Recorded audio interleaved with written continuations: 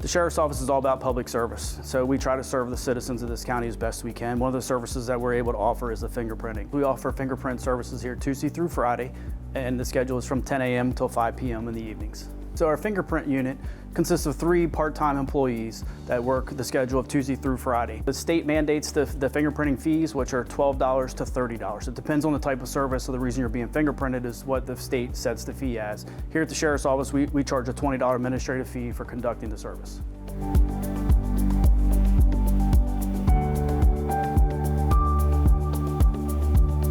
The common ones are child care, employment purposes, the wear carry permitting through the state police, where you can apply for a permitting for a handgun, that kind of stuff. They're some of the most common ones, but there's a whole list. I don't have them all memorized, but there's buku of reasons. A lot of them for employment, nursing, where they have to come in and be fingerprinted. An example that was just given today was a traveling nurse. So she came in with a handful of cards.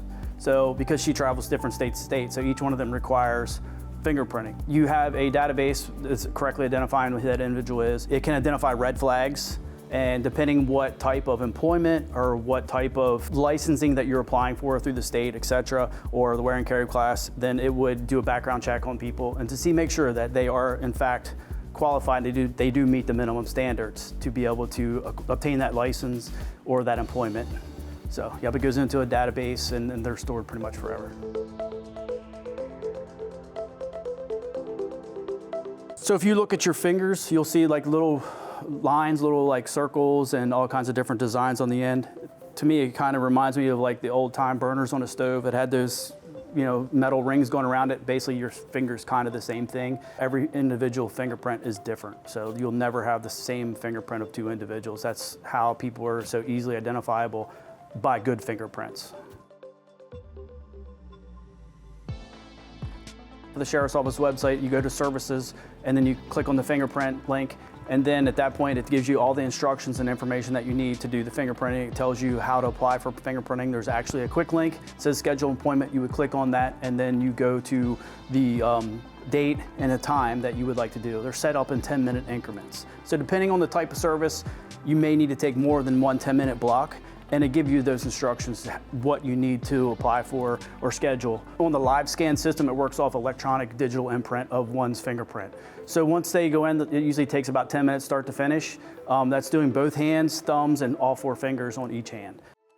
Taking a guess, I'd say about the last 10 years, it started being implemented and going to live scan stuff. But prior to that, it was all ink and hard paper copies. So you had either an ink pad, and then you had to squeeze a tube of ink onto a pad, and then you would roll the person's finger in it, and then you would roll it onto the paper. Now the digital it's much faster. You get a faster return, you get a faster acknowledgement of whether it's a good print or not. So the old kind, once you got the cards filled out, you have all the ink rolled onto it, then you had to mail them, you had to send them in.